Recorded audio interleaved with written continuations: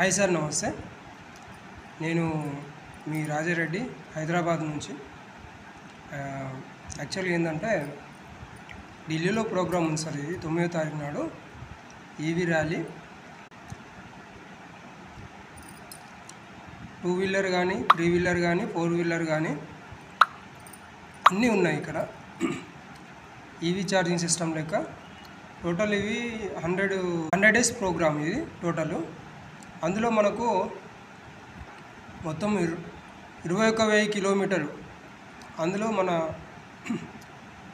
150 cities ఉంటాయి.